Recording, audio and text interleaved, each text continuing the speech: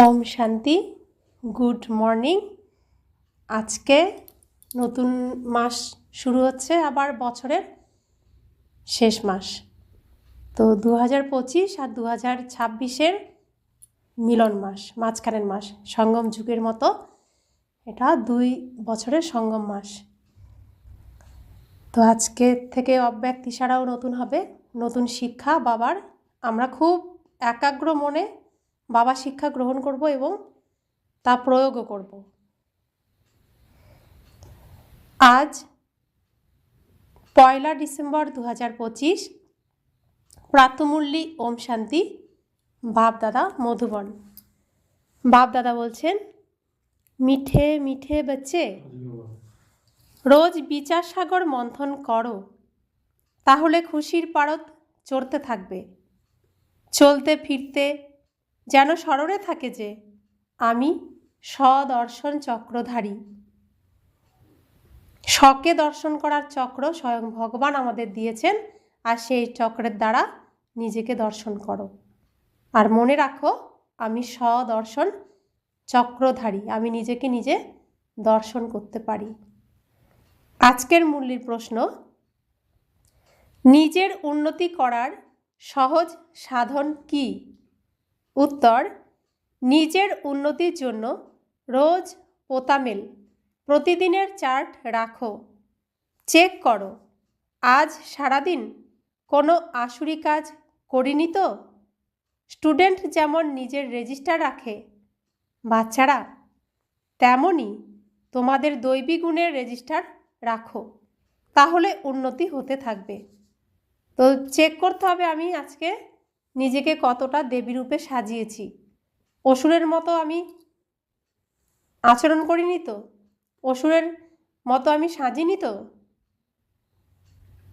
আজকের মূল্যের প্রথমে গীত বেজেছে, দূর দেশের অধিবাসী এসেছে পরের দেশে। দূর দেশ কা রহনেওয়ালা আয়া দেশ পড়ায়া।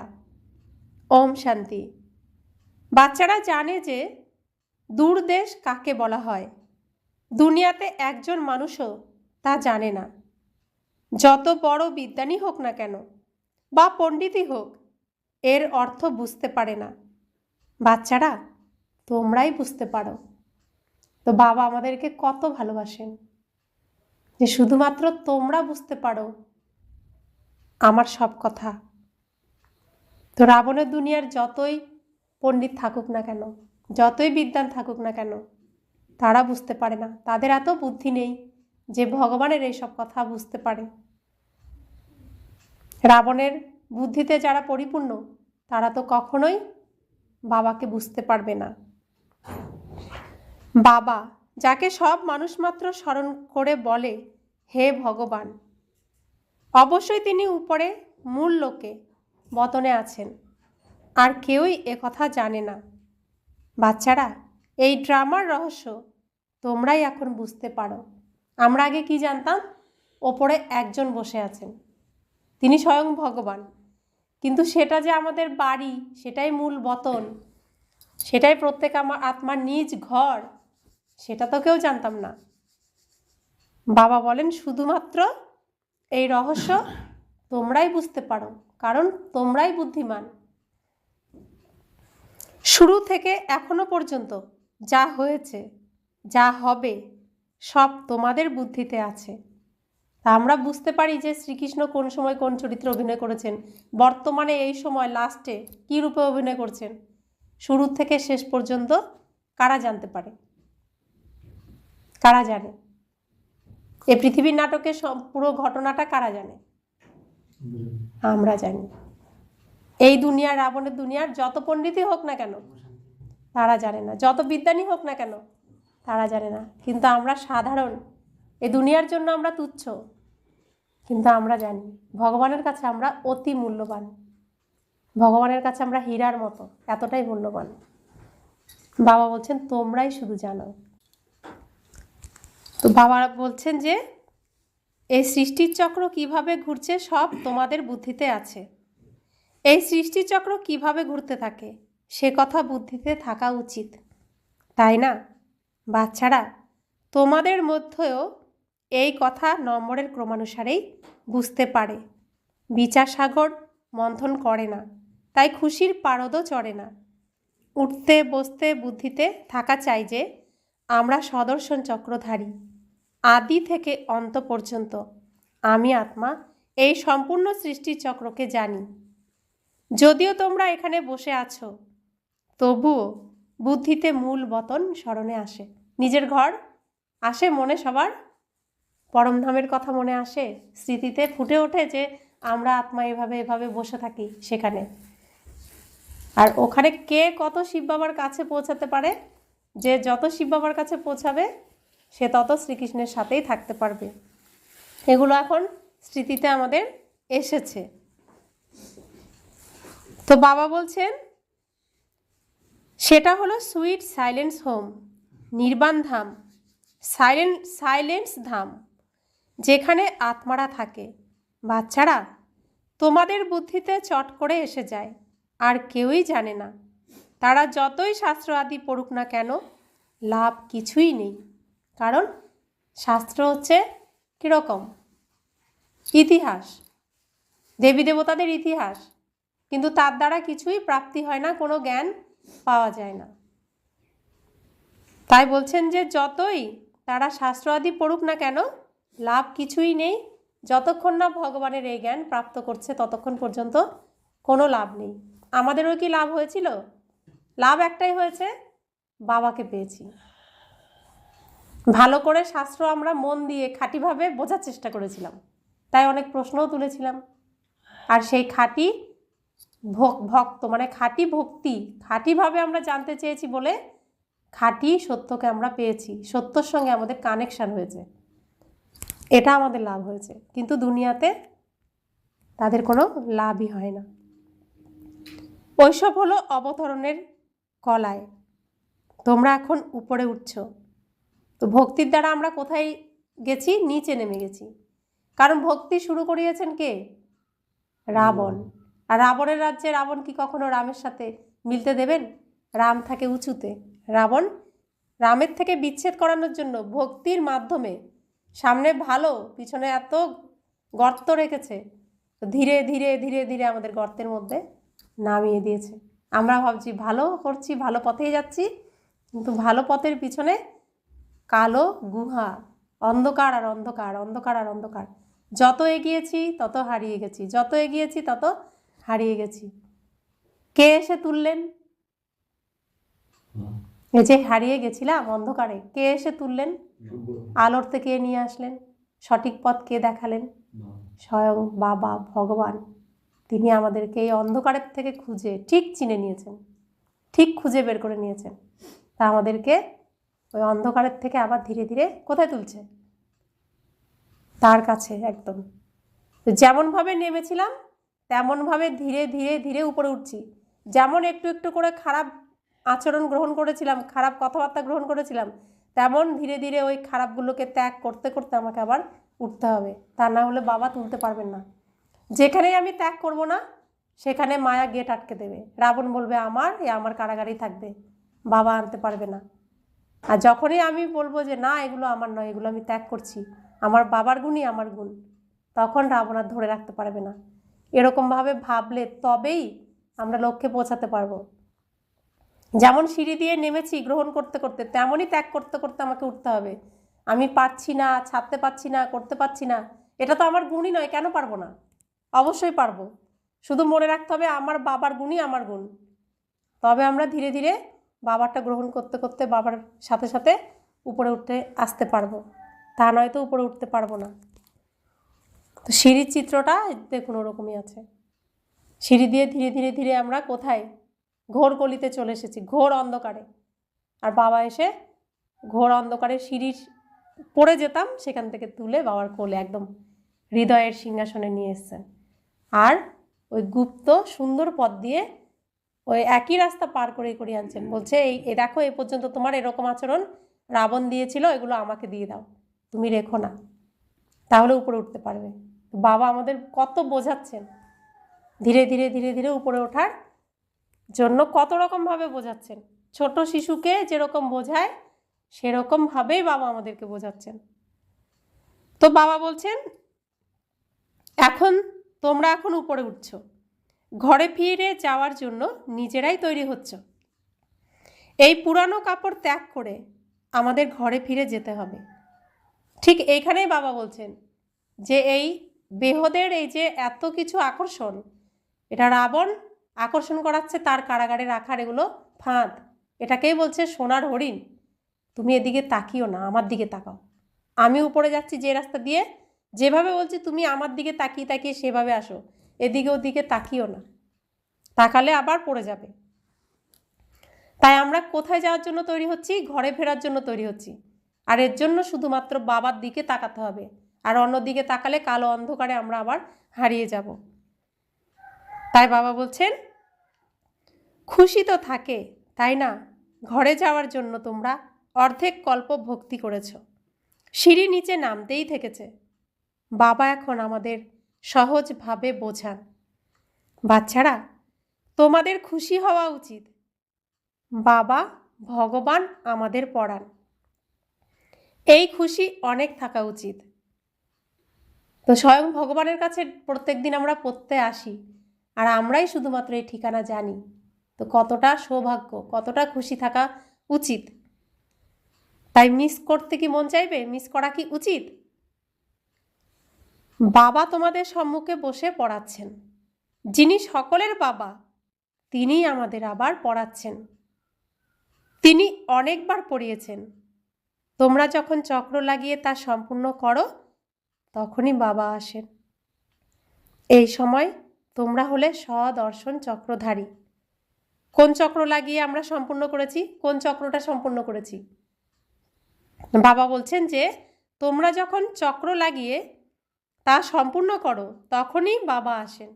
কোন চক্র? শুধু শুনলে তো হবে না, বুঝতে তো হবে। কোন চক্র?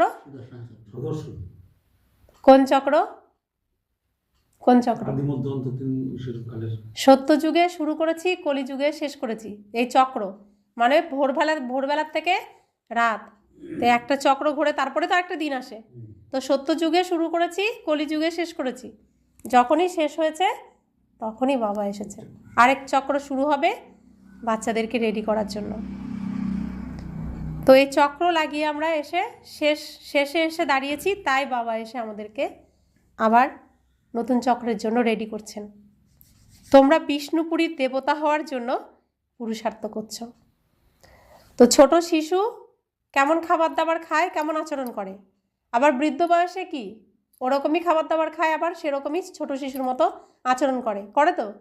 তা আমরা বলি বয়স হয়েছে, এসব কি আর হজম হয়? বলে না। তা এখন কলিযুগ কি বৃদ্ধ? তো তাহলে বৃদ্ধ কলিযুগ, তাহলে আমাদের আচরণ শিশুর মতোই করতে হবে। অর্থাৎ সত্য যুগ হচ্ছে শিশুকাল, সত্য যুগের মতোই আচরণ করতে হবে, ছোট শিশু যেরকম আচরণ করে, তাই না? আমরা এখন বৃদ্ধ হয়ে গেছি, তেমন করতে হবে। এখন যৌবনের মতো আচরণ করলে, কিশোরের মতো আচরণ করলে তখন আমাদের কি হয়? দুর্গতি হয়ে যাচ্ছে। কারণ শরীর মানছে না, তো মনও মানছে না, আর জোর করে করতে যাচ্ছি আর দুঃখ পাচ্ছি। সেজন্য ওই যে আবার নিমাই, বিবেকানন্দ, শ্রীরামকৃষ্ণ এই বৃদ্ধ অবস্থায় যা আচরণ করা উচিত সেটাই শিখিয়েছিলেন। আমরা সেটা শিখিনি, তাই কষ্ট পেয়েছি। তাই বাবা এসেছেন আমাদেরকে সঠিকটা আবার শেখাতে। কারণ কারো কথা শুনছি না, বাবার কথা তো শুনবো, সেজন্য বাবা এসেছেন আবার। তো বাবা বলছেন দুনিয়াতে আর কেউই এই জ্ঞান দিতে পারে না, শিব বাবা আমাদের পড়াচ্ছেন। এই খুশি কত থাকা উচিত? বাচ্চারা জানে যে এই শাস্ত্র ইত্যাদি সব ভক্তিমার্গের, এই শাস্ত্র সদ্গতির জন্য নয়। ভক্তিমার্গের সামগ্রীও তো চাই, তাই না? অগাধ সামগ্রী আছে। তো রাবণেরও তো সামগ্রী চাই, তাকে অভিনয় তো করতে হবে এখানে। রাবণের রাজ্যে না হলে কি হবে? তার সামগ্রী হলো ভক্তি, আর ভক্তিতে অগাধ, এর কুল কিনারা নেই। এখানে একটা গল্প কাহিনী শুনছি, তো একই গল্প আরেকজনের কাছে শুনছি, তো আরেকজনের কাছে শুনছি, কারোর সাথে কারোর মিল নেই। অগাধ সমুদ্রের মতো, কুল কিনারা নেই। তাই বাবা বলছেন তো রাবণের এই অভিনয় করার জন্য সামগ্রীও তো চাই, তো তাকে এই সামগ্রী দেওয়া হয়েছে, অগাধ সামগ্রী। রাবণের কাছে।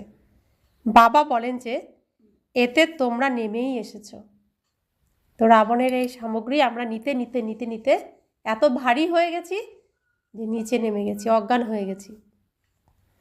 বিভ্রান্ত হয়ে কত দাঁড়ে দাঁড়ে ঘুরেছ, এই ডাল থেকে ওই ডাল, ওই ডাল থেকে ওই ডাল, এভাবেই তো ভক্তি করেছি, এক একটা ডাল এক একটা ভক্তির। তো আমরা প্রথমে শ্রীকৃষ্ণর ভক্তি করেছি, তারপরে জগন্নাথের ভক্তি করেছি, দুর্গার ভক্তি করেছি, মনসার ভক্তি করেছি, কার্তিকের ভক্তি, গণেশের ভক্তি। তো এরকম এক ডাল থেকে আরেক ডাল, এক ডাল থেকে আরেক ডাল, এটাকেই বলছে বান্দরপনা ছোড়ো। তো বাদরই তো লাফায় না এক ডাল থেকে আরেক ডালে। তা আমরা ধীরে ধীরে ভক্তি করতে করতে বাদরই হয়ে গেছি। তাই বাবা বাদরের থেকে কি বানাচ্ছেন, বান্দরপনা ছোড়ো। তা আমরা বাদর থেকে আবার মানুষ হচ্ছি, মানুষ থেকে দেবতা হব। তো বাবা বলছেন এখন তোমরা শান্ত হয়ে বসছো। তো এক ডাল থেকে এক ডালে লাফাতাম বাদরের মতো, বাবা এনে কি করলেন, সব বাচ্চাগুলোকে এই প্রত্যেক দিন শিক্ষা দিতে দিতে, যারা প্রত্যেক দিন ক্লাস করে তারাই একমাত্র শান্ত হয়ে বসতে পারবে, বাকিরা কিন্তু পারবে না। সেজন্য বাবা বলেন ক্লাস মিস করবে না। তো এখন শান্ত হয়ে বসা শিখছি। সত্যি কিনা মিথ্যে নিজের জীবন দিয়ে প্রত্যেকে অনুভব করে দেখছি তো, শান্ত হয়ে বসতে পারছি তো, তা নয় তো পারতাম না। শেখাচ্ছেন কে? এবং বাবা ধীরে ধীরে ধীরে ধীরে কিভাবে আমাদেরকে শিখিয়ে নিচ্ছেন। আর আগের আচরণ ধীরে ধীরে আমরা ছাড়ছি, বুঝতে পারছি না কিভাবে হচ্ছে, কিন্তু পারছি। তোমাদের ধাক্কা খাওয়া সব দূর হয়ে গেছে, হয়েছে না? তো বাবা আমাদের ধাক্কা খাওয়ার থেকে মুক্ত করেছেন। তোমরা জানো যে এখন খুব অল্প সময় বাকি আছে। আত্মাকে পবিত্র করার জন্য বাবা সেই পথই বলে দিচ্ছেন। তিনি বলেন যে আমাকে যদি স্মরণ করো তাহলে তোমরা তমপ্রধান থেকে শতপ্রধান হয়ে যাবে, তারপর শতপ্রধান দুনিয়াতে গিয়ে রাজত্ব করবে। এই পথ বাবা কল্পে কল্পে অনেকবার বলে দিয়েছেন। এরপর নিজের অবস্থাকেও দেখতে হবে। ছাত্ররা পুরুষার্থ করে নিজেদের হুঁশিয়ার তৈরি করে, ছাত্ররা নিজেরা পুরুষার্থ করে নিজেদেরকে হুঁশিয়ার তৈরি করে, তাই না? পড়ারও রেজিস্টার হয়, আবার চলনেরও রেজিস্টার হয়। তোমাদের এখানে দৈবিগুণ ধারণ করতে হবে। রোজ যদি নিজের পোতামেল রাখো তাহলে অনেক উন্নতি হবে। আজ সারাদিন কোনো আসুরি কাজ করিনি তো? আমাদের তো দেবতা হতে হবে। লক্ষ্মীনারায়ণের চিত্র তোমাদের সামনে রাখা আছে, কত সাধারণ চিত্র। উপরে শিব বাবা, প্রজাপিতা ব্রহ্মার দ্বারা তিনি এই উত্তরাধিকার দেন। তাহলে অবশ্যই এই সঙ্গমে ব্রাহ্মণ ব্রাহ্মণীরা থাকবে, তাই না? দেবতারা থাকে সত্যযুগে, ব্রাহ্মণরা থাকে সঙ্গম যুগে, কলিযুগে থাকে শূদ্র বর্গের মানুষ। এই বিরাট রূপও বুদ্ধিতে ধারণ করো। তো কল্পবৃক্ষের এই রূপটাকে বিরাট রূপ দেখানো হয়েছে। তো কল্পবৃক্ষের কোথায় আছি আমরা এখন? একদম লাস্টেও আছি, আবার শিকড়েও আছি। লাস্টে এসে তারপরে তো শিকড়ে চলে এসেছি।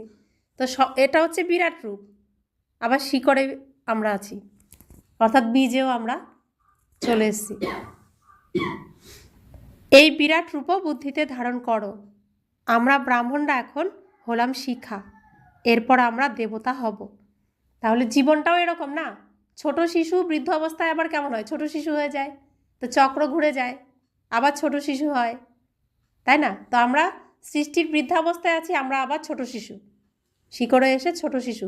মানে এখন না বৃক্ষের মধ্যে মানে ভক্তিতে আছি, না দিনে কাণ্ডতে বা জ্ঞানে আছি, দিনে আছি, আমরা রয়েছি মাঝখানে। এটাই হচ্ছে সৃষ্টির ভোরবেলা। আজ এটাকেই বলছে শিবালয়। আর গীতাতে আমরা পড়ে এসেছি, এত অধ্যায় গীতা পড়লে শিবালয়ে জন্ম হয়, বিষ্ণুপুরীতে জন্ম হয়। তা আমাদের খাঁটি গীতা জ্ঞান ধারণ করেছি বলে জন্ম হয়েছে কোথায় এখন? শিবালয়ে। সবাই কি হয়? সবাই হয় না, আমরা হয়েছি, কারণ আমরা যা কিছু করেছি খাঁটি করেছি, সেজন্য শিবপুরীতে জন্ম হয়েছে আমাদের এখন, না? তো বাবা বলছেন আমরা ব্রাহ্মণরা এখন হলাম শিখা, এরপর আমরা দেবতা হব। বাবা ব্রাহ্মণদের দেবতা বানানোর জন্য পড়াচ্ছেন, তাই দৈবী গুণও ধারণ করতে হবে, এতটাই মিষ্টি হতে হবে। তোমরা কাউকেই দুঃখ দেবে না। শরীর নির্বাহ করার জন্য যেমন কিছু না কিছু কাজ করা হয়, তেমনই এখানে যজ্ঞ সেবা করতে হবে। কেউ যদি অসুস্থ থাকে, সেবা না করতে পারে, তখন তার সেবাও করতে হবে। কেউ যদি অসুস্থ হয়ে শরীর ত্যাগ করে, তখন মনে করবে তোমাদের এর জন্য দুঃখ করার বা কান্নাকাটির প্রয়োজন নেই। তোমাদের তো সম্পূর্ণ শান্তিতে বাবার স্মরণে থাকতে হবে। কোনো আওয়াজ যেন না হয়। ওরা তো শ্মশানে নিয়ে যায়, তখন তো আওয়াজ করতে থাকে যে রাম নাম সত্য। তোমাদের কিছুই করতে হবে না। তোমরা সাইলেন্সের শক্তিতে এই বিশ্বকে জয় করো। আমরা কি করব? শান্তির দান দেব কাকে? আত্মাকে। আর তারা কি নিয়ে গান করছে? শরীর নিয়ে। তারা করছে শরীর নিয়ে, আর আমরা করব আত্মাকে নিয়ে। আত্মাকে সাইলেন্সে। আমি আত্মা মন থেকে কথা বললে তো শোনা যাবে না। আমি আত্মা ওই আত্মাকে মনে মনে কথা বলবো যে তুমি খুব সুন্দর অভিনয় করেছো এখানে, ফার্স্ট ক্লাস, 100%। এবার তুমি আরেকটা যে অভিনয়ে যাচ্ছ, সেটাও যেন ফার্স্ট ক্লাস সুন্দর অভিনয় তুমি পাও। তো তার জন্য মনে মনে শান্তভাবে আমরা শুভ ভাবনা রাখব। তো বাবা বলছেন, ওদের হলো সায়েন্স আর তোমাদের সাইলেন্স। বাচ্চারা, তোমরা জ্ঞান এবং বিজ্ঞানের যথার্থ অর্থ জানো। জ্ঞান হলো বোঝার ক্ষমতা, আর বিজ্ঞান হলো সব কিছু ভুলে যাওয়া। জ্ঞানেরও ঊর্ধ্বে। তাই জ্ঞানও আছে আর বিজ্ঞানও আছে। আত্মা জানে যে আমি শান্তিধামের অধিবাসী, আবার এই জ্ঞানও আছে। রূপ আর বসন্ত। রূপ আর বসন্ত দুই ভাইয়ের গল্প আছে, সুন্দর গল্প। বাবাও তো রূপ বসন্ত, তাই না? রূপও আছে, আবার তার মধ্যে সম্পূর্ণ সৃষ্টি চক্রের জ্ঞানও আছে। ওরা বিজ্ঞান ভবন নাম রেখেছে, অর্থ কিছুই জানে না। বাচ্চারা, তোমরা বুঝতে পারো যে এই সময় সায়েন্সের দ্বারা দুঃখ যেমন আছে, আবার সুখও আছে। ওখানে সুখই সুখ, এখানে হলো অল্পকালের সুখ। তো এখানে সায়েন্সের দ্বারাই আমরা সুখ পাই, কিন্তু অল্পকালের জন্য। আর ওখানে অর্থাৎ কোথায়? সত্যযুগের সায়েন্সের দ্বারাই আমরা সুখই সুখ পাবো। কারণ সায়েন্সের সত্যযুগে হলো একদম শ্রেষ্ঠ ফার্স্ট ক্লাস হাই লেভেলের সায়েন্স। পুরো সত্যযুগটা সায়েন্সের উপরই দাঁড়িয়ে। তো পুরো সুখ পেতে গেলে পুরো সায়েন্স চাই। তো সত্যযুগে হলো বিজ্ঞান, জ্ঞান, বিজ্ঞান, সায়েন্স। এর জন্য ত্রেতাযুগ অঙ্ক, দাপর যুগ ইতিহাস, আর কলিযুগ ভূগোল। তো সত্যযুগটা সম্পূর্ণটাই সায়েন্সের উপর দাঁড়াবে। তো সেই জন্য সায়েন্সের এত অগ্রগতি। তো এখন সেই সায়েন্স কী হচ্ছে? এখানে অ্যাপ্লাই হচ্ছে, সব পরীক্ষা নিরীক্ষা হচ্ছে যে সায়েন্স সত্যযুগে কী কী করতে পারে। তো এখানে ভালো খারাপ সব কিছু দিয়ে পরীক্ষা হচ্ছে। তো এরকম হয় না পরীক্ষা নিরীক্ষা, সেটাই চলছে এখন। তো এখানে সায়েন্সের দ্বারা সুখ পেয়েছি। আমরা কালকে বাবা মিলন করেছি, সায়েন্সের দ্বারাই তো করেছি, তবে না এত সুন্দর সুখ পেয়েছি, বাবার সাথে মিলতে পেরেছি, তাই না? সায়েন্স যদি টিভি না তৈরি করতো, কারেন্ট না আবিষ্কার করতো, তা আমরা এগুলো পেতাম না। তো সায়েন্সের দ্বারাই তো পেয়েছি সুখ। আবার এই সায়েন্সই কী করছে? কারেন্টে কেউ মৃত্যু হচ্ছে কারোর, যা যা সায়েন্সের তৈরি জিনিস তার দ্বারা মৃত্যু হচ্ছে। তো যেমন সুখ পাচ্ছি তেমন দুঃখও পাচ্ছি। কিন্তু সত্যযুগের সায়েন্স সুখই সুখ দেবে। সায়েন্স সত্যযুগে সব কিছু সায়েন্সের দ্বারাই হবে, আর সেই সায়েন্স সুখ দেবে, সুখ প্রদানকারী। আর এখানে হচ্ছে প্রয়োগ, মানে এখান থেকে খারাপ যা আছে সেটাকে প্রয়োগ করে করে ভালোটা তৈরি করা হচ্ছে। এর জন্য এটা হচ্ছে এই সঙ্গম যুগে সব কিছু হচ্ছে। তো বাবা বলছেন এখানে হলো অল্পকালের সুখ, বাকি তো দুঃখই দুঃখ। মানুষ ঘরে কত দুঃখে থাকে, তারা মনে করে কোথায় গিয়ে মরলে এই দুঃখের দুনিয়া থেকে মুক্তি পাব। বাচ্চারা, তোমরা জানো যে বাবা এসেছেন আমাদের স্বর্গবাসী বানাতে। এই যে বাবা সবার মনের কথা বুঝে বললেন, কথাটা কি অনুভবী সবাই? বাবা সত্যি বলেছেন নাকি না? তো সবাই তো এটাই ভেবেছে, কোথায় যে গিয়ে মরি, বলে তো এই কথাটা। তোমাদের কত গদগদ হওয়া উচিত।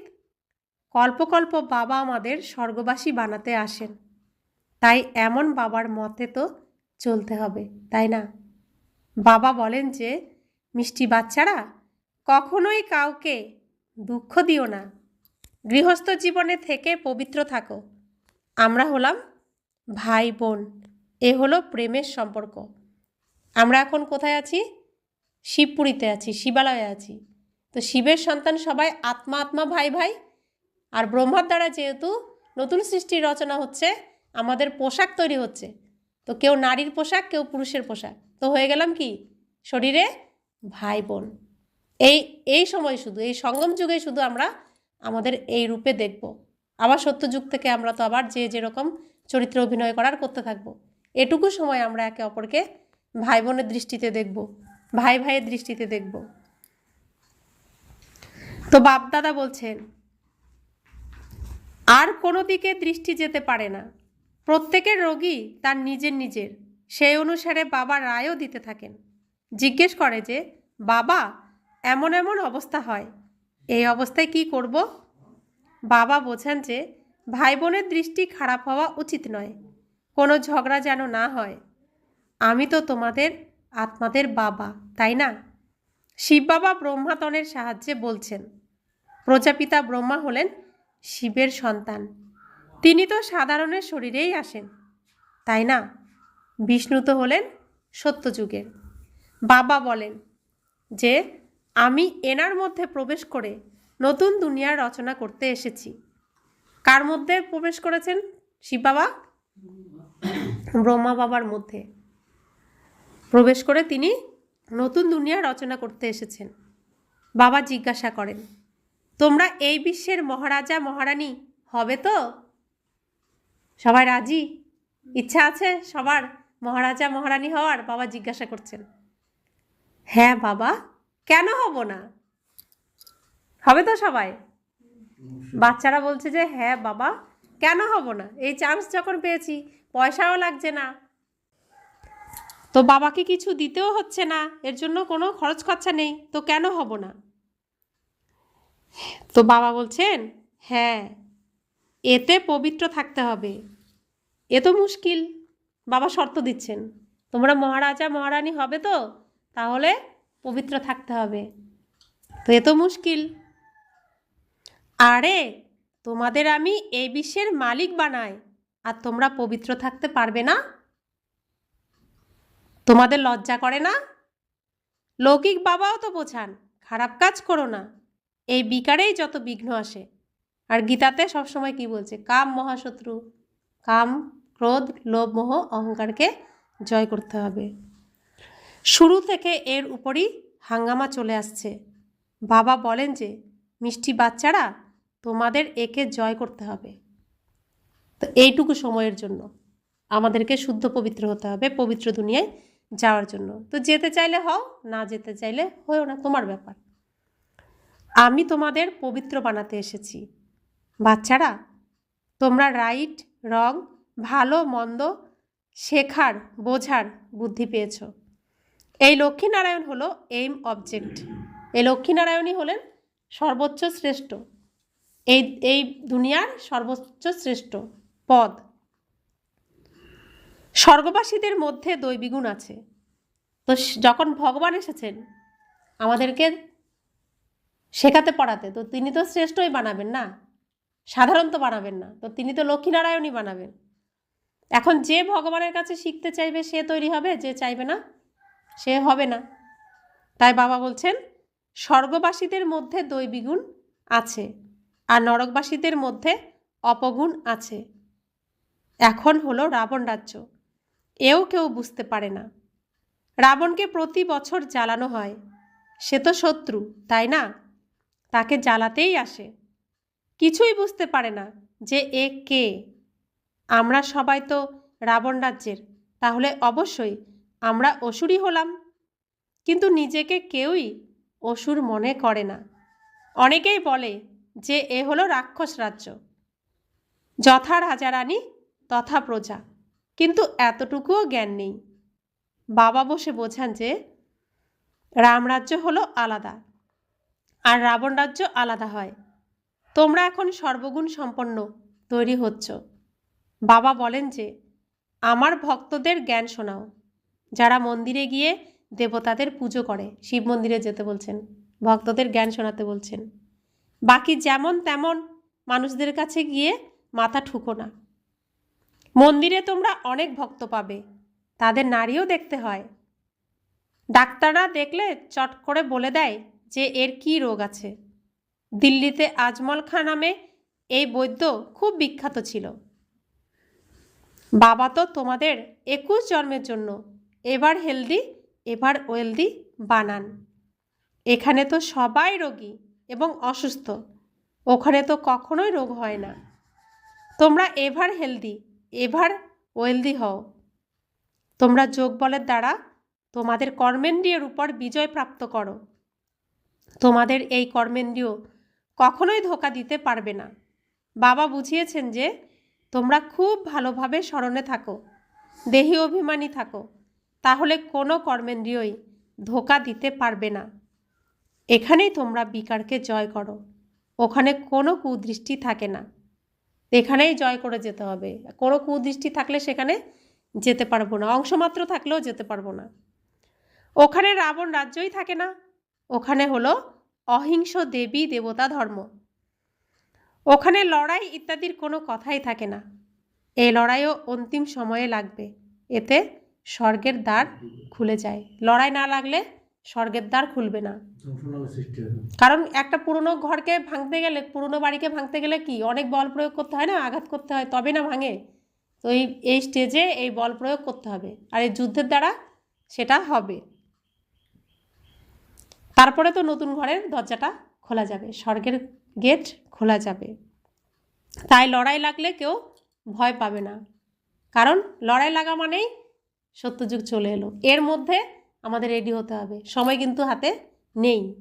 সবাই তো জানে যখন তখন লড়াই লাগতে পারে, তাই তো? তাহলে এর মধ্যে আমাদেরকে রেডি হতে হবে ওই মন্দিরে ঢোকার জন্য। পরিষ্কার পরিচ্ছন্ন হয়ে সম্পূর্ণ রেডি হয়ে থাকতে হবে যাতে ঢুকতে পারি। তো বাবা বলছেন এরপর আর কখনোই লড়াই লাগবে না।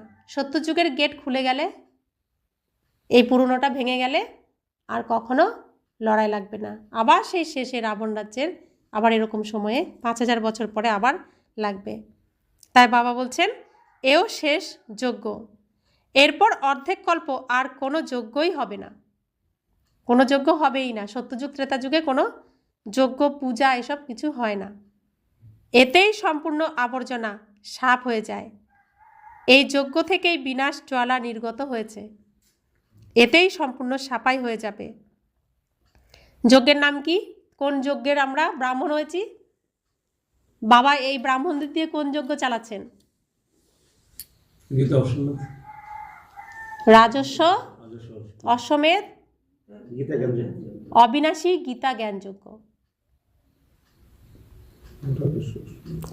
রাজস্ব অশ্বমেধ অবিনাশী গীতা জ্ঞান যজ্ঞ। তো এই যজ্ঞের আমরা কি রক্ষক, আমরা হয়েছি ব্রাহ্মণ এই যজ্ঞের জন্য। তো বাবা বলছেন বাচ্চারা তোমাদের সাক্ষাৎকারও করানো হয়েছে, ওখানকার সুবিরস ইত্যাদিও খুবই সুস্বাদু এবং ফার্স্ট ক্লাস সব জিনিস।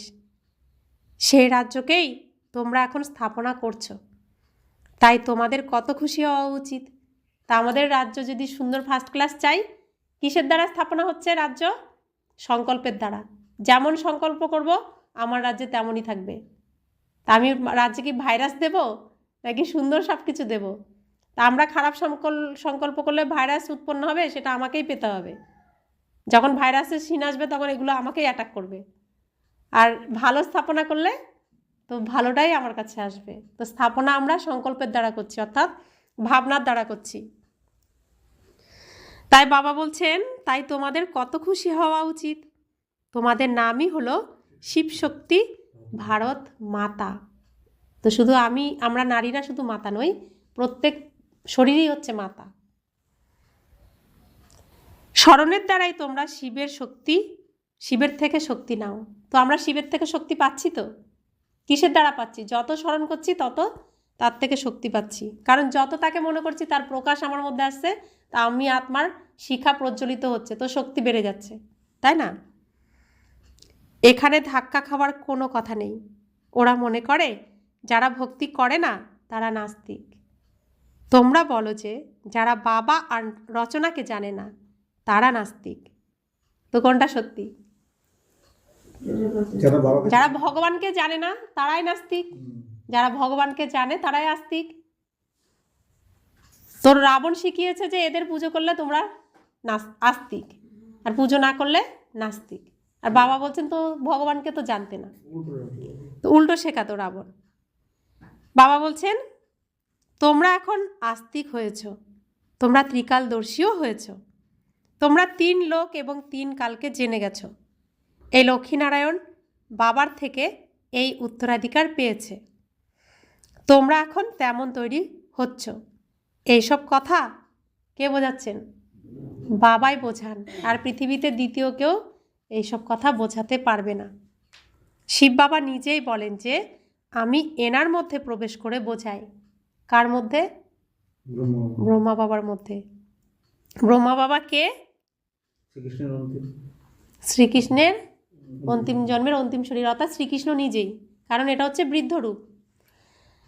না হলে আমি নিরাকার কিভাবে বোঝাবো?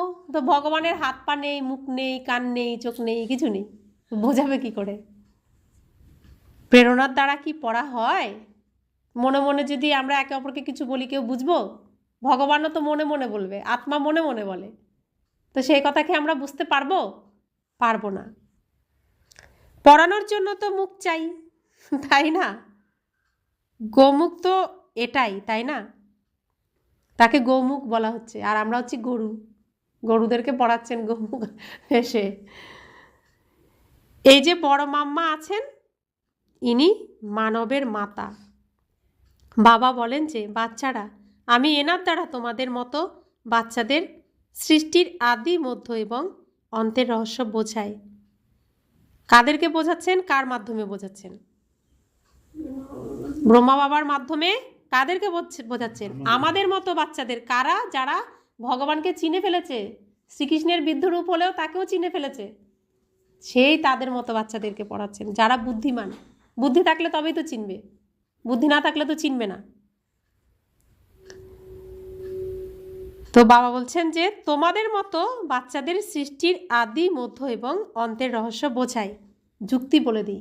অর্থাৎ আমরা ভগবানের বিশ্বাসযোগ্য, যে তিনি যা যা বলছেন আমরা এগুলো নষ্ট করব না, অপাত্রে দানও করব না, সঠিক রক্ষণাবেক্ষণ করব, বিশ্বাস করে আমাদেরকে রত্নগুলো দিয়ে দিচ্ছেন। এতে আশীর্বাদের কোনো ব্যাপারই নেই। তো বাবা আশীর্বাদ করলে কিচ্ছু হবে না, বাবা যা শেখাচ্ছেন সেটা শিখলে তবেই হবে। ডাইরেকশন মতো চলতে হবে। তোমরা শ্রীমত পাও, কৃপা করার কোনো কথা নয়। তোমরা বলে থাকো বাবা প্রতি মুহূর্তে ভুলে যায়, কৃপা করো। আরে বাবা বলছেন আরে এ তো তোমাদের কাজ যে স্মরণ করা, আমি কি কৃপা করব? তোমাদের কাজই হলো স্মরণ করা, এটাই তোমাদের পড়াশোনা।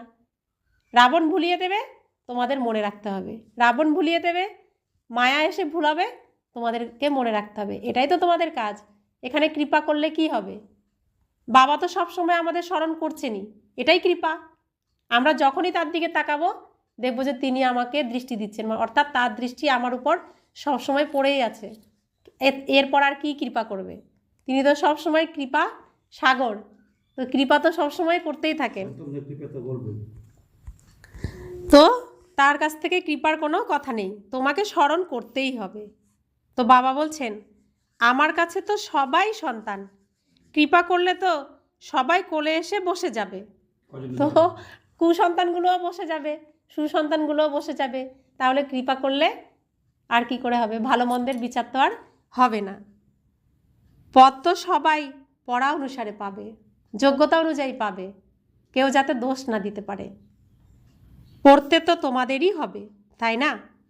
তোমরা পুরুষার্থ করতে থাকো, তোমাদের অতি বিলভড বাবাকে স্মরণ করতে হবে, অর্থাৎ অতি প্রিয় পরম পিতা, খুব আপনজন। খুব পিয়ারে বাবা। এই বাবাকে ভিলভট বাবা, অর্থাৎ খুব আদরের, খুব প্রিয় বাবা। বাবাকে স্মরণ করতে হবে। পতিত আত্মা তো আর ঘরে ফিরে যেতে পারে না, কোনো পতিত আত্মা ঘরে ফিরতে পারবে না। বাবা বলেন যে তোমরা যত স্মরণ করবে, স্মরণ করতে করতে তত পবিত্র হয়ে যাবে। পবিত্র আত্মা এখানে থাকতে পারবে না। যখন সম্পূর্ণ পবিত্র হয়ে যাব, এখানে থাকতে পারবো না। পবিত্র হলে শরীরও নতুন চাই। পবিত্র আত্মা কিন্তু শরীর অপবিত্র, এমন নিয়ম নেই। সন্ন্যাসীরাও তো বিকারের দ্বারাই জন্ম নেয়, তাই না? এই দেবতারা বিকারের দ্বারা জন্ম নেন না যে সন্ন্যাস নিতে হবে। তা আমরা প্রত্যেকে কি হতে যাচ্ছি? দেবতা। তাই বাবা কি বলেন? ঘরে থেকেই তোমাকে করতে হবে, ঘর সংসার ছেড়ে তোমাকে করতে হবে না, ঘরে থেকেই তোমাকে সব কিছু করতে হবে। তো বাবা বলছেন তোমাদের জন্ম হবে কিসের দ্বারা? আমাদের এখানে জন্ম কিসের দ্বারা হয়েছে? যোগ বলের দ্বারা হয়েছে। কারণ যোগাযোগ করেছেন, সংকল্প করেছেন, তারপরে আমাদের এখানে শুদ্ধ পবিত্র জন্ম হয়েছে। তাহলে দেবতাদের জন্ম, প্রথম জন্ম, দেবতা হওয়ার প্রথম জন্ম পেয়েছি কিসের দ্বারা হলো? যোগ বলের দ্বারা। সত্য যুগেও ত্রেতা যুগেও এইভাবে যোগ বলের দ্বারাই সন্তানের জন্ম হবে। তো বাবা বলছেন দেবতারা বিকারের দ্বারা জন্ম নেন না যে সন্ন্যাস নিতে হবে। এরা তো উচ্চ, তাই না? প্রকৃত মহাত্মা এরাই, যারা সর্বদা সম্পূর্ণ নির্বিকারী। ওখানে রাবণ রাজ্য নেই, সে হলো শতপ্রধান রামরাজ্য। বাস্তবে রামও বলা উচিত নয়, শিব বাবা তো, তাই না? তিনি হলেন শিব বাবা। একে বলা হয় রাজস্ব অশ্বমেধ অবিনাশী রুদ্র জ্ঞান যজ্ঞ। রুদ্র বা শিব একই, কৃষ্ণের তো নামই নেই। শিব বাবা এসে জ্ঞান শোনান, ওরা আবার রুদ্রযজ্ঞ রচনা করে, তাই মাটির লিঙ্গ আর শালগ্রাম বানায়। তাহলে এই যজ্ঞের নাম শাস্ত্রে আছে, তাই না? সেখানে তো শ্রীকৃষ্ণের নাম নেই, তাহলে রচনা করেছেন কে? স্বয়ং ভগবান এসে করেছেন না?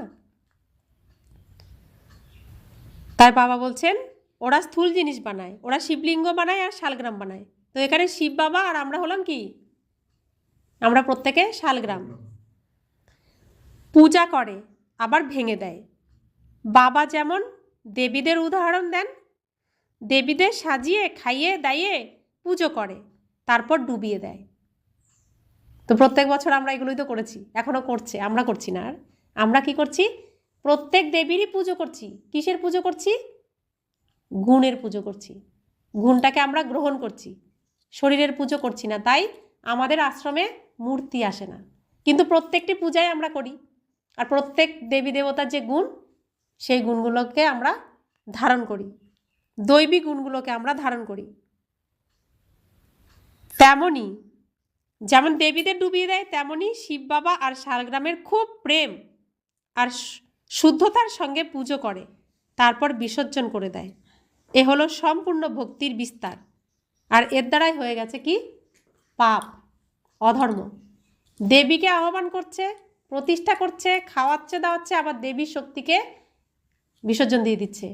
আর অসুরও তো দেবীর সাথে এসেছে, অসুরকে না বিসর্জন দিয়েছে, না অসুরের নামগন্ধ আছে, তো অসুর তো থেকেই গেছে। তো অসুরের রাজ্যের বিস্তার এভাবে হয়ে গেছে। করেছে কারা? আমরাই করেছি। আমাদের দ্বারা রাবণ করিয়েছে। কাদের দ্বারা করেছে? যারা দেবী দেবতা হবে, নিজেদের শক্তি নিজেদের হাতে আমাদের দিয়ে কি করিয়েছে? বিসর্জন দিয়ে দিয়েছে। আমরাই দিয়েছি প্রত্যেকে। ভেবে দেখুন আমরা করেছি কিনা এগুলো। তো রাবণ করিয়েছে আমাদের দ্বারা। তো বাবা বলছেন বাবা এখন বাচ্চাদের বোঝান, যত বাবা স্মরণে থাকবে ততই খুশিতে থাকবে। রাত্রিতে রোজ নিজের পোতামেল দেখা উচিত। কোনো ভুল তো করনি, নিজের কান ধরা উচিত। বাবা আজ আমার এই ভুল হয়ে গেছে, ক্ষমা করে দিও। বাবা কত শেখাবেন, সব আঙুল ধরে ধরে শিখিয়ে দিচ্ছেন যে পাপ মুক্ত, বিকর্মমুক্ত কিভাবে হতে পারো, হালকা কিভাবে হতে পারো। বাবা বলেন সত্যি কথা বললে অর্ধেক পাপ মাপ হয়ে যাবে। আর এটাই বলছেন শুলকে কাঁটা বানান। আমরা যে অন্যায়গুলো করেছি অজ্ঞানতার কারণে বা যেভাবেই হোক, তো সেটার দ্বারা অনেক বড় শাস্তি পেতাম, হয়তো ওই যে গলা কাটার মতো, কিন্তু সেটা কাঁটা ফোটার মতো হয়ে যাবে সামান্য, যদি বাবাকে সত্যি বলি তো। সেজন্য বাবাকে রোজ লিখে জানাতে হয় সব কিছু, সারাদিন কী কী করেছি ঘুমানোর আগে সব বলে ঘুমাতে হয়। তাহলে কতটা ভালো করেছি কতটা খারাপ করেছি অ্যাটেনশানও আসবে পরের দিন, আমি নিজে সতর্ক থাকবো। সেই জন্য রাতে ঘুমানোর আগে বাবাকে সব বলে ঘুমাতে হয়। তাই বাবা বলছেন সত্যি বললে, আমরা বাচ্চাদের বলি না সত্যি কথা বল তাহলে ক্ষমা করে দেব, বলি না, তো বাবাও আমাদেরকে বলছেন নিজের কল্যাণ করতে চাইলে শ্রীমতে চলো, পোতামেল রাখলে অনেক উন্নতি হবে, কিছুই তো খরচ নেই, এর জন্য কি কোনো খরচ খরচা আছে? উচ্চপদ পেতে হলে মন, বচন এবং কর্মে কাউকেই দুঃখ দেবে না। কেউ কিছু বললে শুনেও না শোনার ভান করবে। এই পরিশ্রম তোমাদের করতে হবে। বাবা আসেনি তোমাদের মতো বাচ্চাদের দুঃখ দূর করে সর্বদার জন্য সুখ প্রদান করতে। কাদের মতো বাচ্চাদের? বাবা বলছেন তোমাদের মতো বাচ্চাদের, এই কথাটাই উচ্চারণ করেন এখন। কাদের মতো বাচ্চাদের? যারা ভগবানের কথা শোনে, রাজাপদ পাওয়ার জন্য পুরুষার্থ করে। প্রত্যেকদিন মুরলিতে বাবা কী বলেন? অব্যক্ত মুরলিতে কোন বাচ্চাদের তিনি স্মরণ করেন, নমস্কার জানান? যারা রাজা হবে, তেমন তেমন বাচ্চা, তোমাদের মতো বাচ্চাদের। তা আমি কি সেই যোগ্য? সেটাও মনে রাখতে হবে। বাবা কতবার আমাদেরকে উচ্চ স্থানে রাখেন। তো যারা সত্যযুগের ফার্স্ট সিনে আসবে তাদের তো কোনো দুঃখই থাকবে না। তো আমাদেরই দুঃখ দূর করতে কে এসেছেন?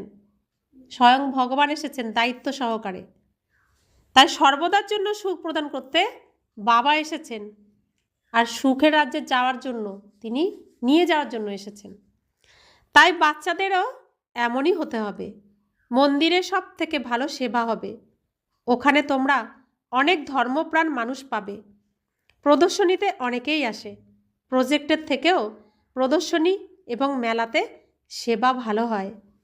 মেলাতে খরচ আছে কিন্তু অবশ্যই লাভ আছে, তাই না? তো বাবা উৎসাহিত করছেন বাচ্চাদেরকে খোঁজার ক্ষেত্রে। তো প্রদর্শনী মেলাতে গিয়ে মন্দিরে গিয়ে তোমরা বোঝাও, তাহলে সফল হবে বেশি। अच्छा, मीठे मीठे सिखिलाते बच्चों प्रति माता पिता बाप दादा का याद प्यार और गुड मॉर्निंग। रूहानी बाप की रूहानी बच्चों को नमस्ते। हम रूहानी बच्चों की रूहानी माता पिता बाप दादा को याद प्यार गुड मॉर्निंग और नमस्ते नमस्ते नमस्ते। शुक्रिया बाबा, शुक्रिया बाबा, शुक्रिया। धारणार जन्य मुख्यसार। प्रथम धारणा, बाबा भूल ठीक बोझार बुद्धि दिएছেন, সেই বুদ্ধির আধারে দৈবিগুণ ধারণ করতে হবে। কাউকে দুঃখ দেবে না। নিজেদের মধ্যে ভাই বোনের প্রকৃত প্রেম যেন থাকে, কখনোই যেন কুদৃষ্টি না যায়। তা আমরা এখন কোথায় আছি? শিবালয়ে, শিবপুরীতে আছি। শিবের সন্তান, ব্রহ্মার সন্তান আমরা। সম্পর্কে এখানে কি কি? আত্মা আত্মা, ভাই ভাই, শরীরে আমরা ভাই বোন। এর পরে আর কোনো সম্পর্ক করতে যেও না, ভাবনাতেও এনো না, কারণ এখান থেকে আমরা ফিরব ঘরে, কলিযুগে যেন ফিরে না যাই প্রত্যেকে। সেজন্য বাবা আমাদেরকে বারবার সাবধান করেন। দ্বিতীয় ধারণা, বাবার প্রতিটি নির্দেশে চলে খুব ভালোভাবে পড়ে নিজেকেই নিজে কৃপা করতে হবে। নিজের উন্নতির জন্য পোতামেল রাখতে হবে। কেউ যদি দুঃখদায়ী কথা বলে তাহলে শুনেও না শোনার ভান করতে হবে। বরদান, ঈশ্বরীয় রয়্যালটির সংস্কারের দ্বারা প্রত্যেকের বিশেষত্বগুলির বর্ণনাকারী পূর্ণ আত্মা ভব। সদা নিজেকে বিশেষ আত্মা মনে করে প্রত্যেক সংকল্প বা কর্ম করা, আর প্রত্যেকের মধ্যে বিশেষ গুণ দেখা, বর্ণনা করা, সকলের প্রতি বিশেষ বানানোর শুভ কল্যাণের কামনা রাখা, এটাই হলো ঈশ্বরীয় রয়্যালটি। রয়্যাল আত্মারা অন্যদের ত্যাগ করা জিনিসকে নিজের মধ্যে ধারণ করে না।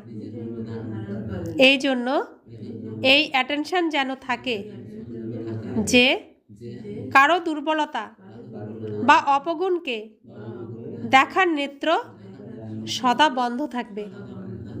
একে অপরের গুণগান করো, স্নেহ সহযোগের পুষ্পের আদান প্রদান করো, তাহলে পূর্ণ আত্মা হয়ে যাবে।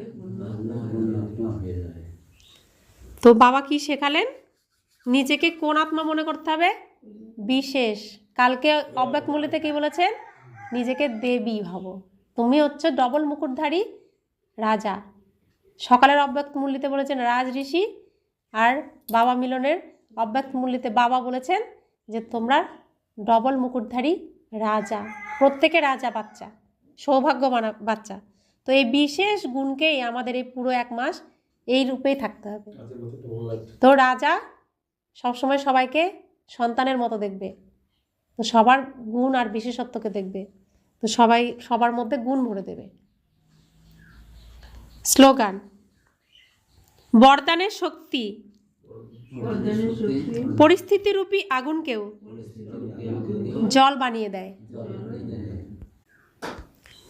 অব্যক্ত ইশারা: এখন সম্পন্ন বা কর্মাতীত হওয়ার ধুন লাগাও।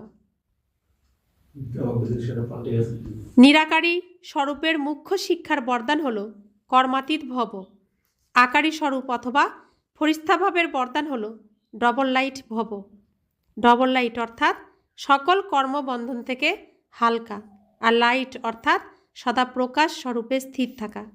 এরকম সদা ডবল লাইট স্থিতিতে থাকা আত্মা সহজেই কর্মাতীত স্থিতি প্রাপ্ত করতে পারে। তো সেবা করেও এখন এই ধুন লাগাও যে আমাকে সম্পন্ন বা কর্মাতীত হতেই হবে।